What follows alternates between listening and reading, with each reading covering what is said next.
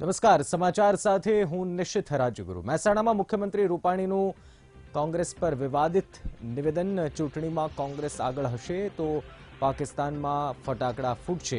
પરિણામના દિવસે કોંગ્રેસની જીતથી પાકિસ્તાનમાં ફટાકડા ફૂટશે તેવું વિજય રૂપાણીએ જણાવ્યું। કોંગ્રેસ પાર્ટી પાકિસ્તાનની પાર્ટી હોય તેવું લાગે છે। સ્થાપના દિવસના રોજ શુભેચ્છા પાઠવીને ફરી લવ લેટર લખવાની રાજનીતિ કરી રહ્યા છે। ત્યારે વિજયભાઈએ સલાહ આપી હોય તો વડાપ્રધાનને આપે કે લવ લેટર લખવાને બદલે પાકિસ્તાન પર કડકમાં કડક કાર્યવાહી કરે। અને આખા કોંગ્રેસ પક્ષને રાહુલજીએ સ્પષ્ટ કીધું છે કે પાકિસ્તાન સામે, આતંકવાદી સામે જે પણ કડકમાં કડક કાર્યવાહી કરવી હોય એમાં તમામ રીતે કોંગ્રેસ પક્ષનો સંપૂર્ણ ટેકો સૈન્ય અને સરકાર સાથે છે। ત્યારે વિજયભાઈએ ખાલી નિવેદન કરવાને બદલે વડાપ્રધાન શ્રીને સલાહ આપવી જોઈએ કે લવ લેટર ના લખે પણ કડક કાર્યવાહી કરે।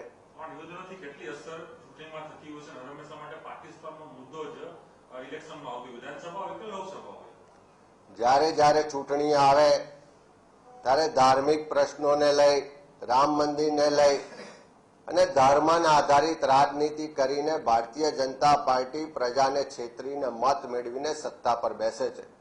સત્તા પર બેઠા પછી નથી રામ મંદિર યાદ કરતા, નથી 370ની કલમ યાદ આવતી કે નથી પાકિસ્તાનને સબક શીખવાડવાનું યાદ આવતું। ફરી જ્યારે ચૂંટણી આવે ત્યારે પાકિસ્તાનના નામે, રામ મંદિરના નામે, ધર્મના નામે, જાતિના નામે લોકોને ઉશ્કેરીને મત લેવાનો પ્રયત્ન હંમેશા ભારતીય જનતા પાર્ટીના નેતાઓએ કર્યો છે। પણ આ વખતે ગુજરાત અને દેશની પ્રજા સારી રીતે એમને ઓળખી ગઈ છે।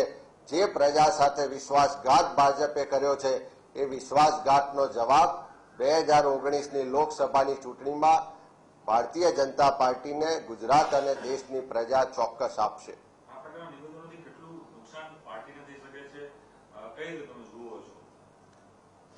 ભાજપ લોકોને ઉશ્કેરીને રાજનીતિ કરવાનો પ્રયત્ન કરે છે। કોંગ્રેસે હંમેશા દેશની એકતા, અખંડિતતા માટે, આતંકવાદ સામેની લડાઈ માટે અને પાકિસ્તાન સામે જે પણ કાર્યવાહી કરવાની થાય એમાં સંપૂર્ણ રીતે સરકાર કે સૈન્યને ટેકો આપ્યો છે।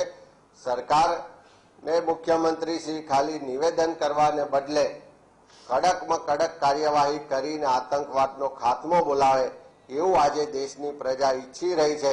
અને એ કાર્યવાહી કરવામાં પણ ભારતીય જનતા પાર્ટીના શાસકો નિષ્ફળ રહ્યા છે। માનો છો કે વિજય રૂપાણીએ જે રીતે પ્રહાર કર્યો છે કે પાકિસ્તાનની વિચારધારા સાથે કોંગ્રેસની વિચારધારાને સરખાવી છે, સીધો કોંગ્રેસની વિચારધારા ઉપર પ્રહાર કર્યો છે?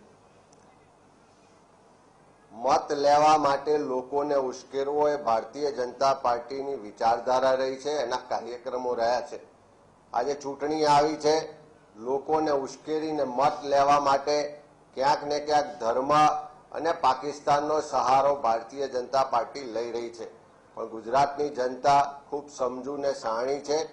આવા અનેક પ્રયત્નો કરશે, તેમ છતાં આવનારી ચૂંટણીમાં ગુજરાતના યુવાનો રોજગારીનો પ્રશ્ન લઈ, મહિલાઓને સમાજ, મોંઘવારી, ભ્રષ્ટાચાર, ખેડૂતોના દેવા માફીથી લઈ અને ખેડૂતો, વેપારી વર્ગની તકલીફોને લઈ અને મતદાન કરવા જવાનું છે। વિજયભાઈ ગમે તેટલા મુદ્દાઓ પરથી ધ્યાન ભટકાવવાનો પ્રયત્ન કરે પણ પ્રજા પોતાની સુખાકારી માટે, પોતાની સુરક્ષા માટે અને વિકાસના મુદ્દાઓને લઈને મતદાન કરશે।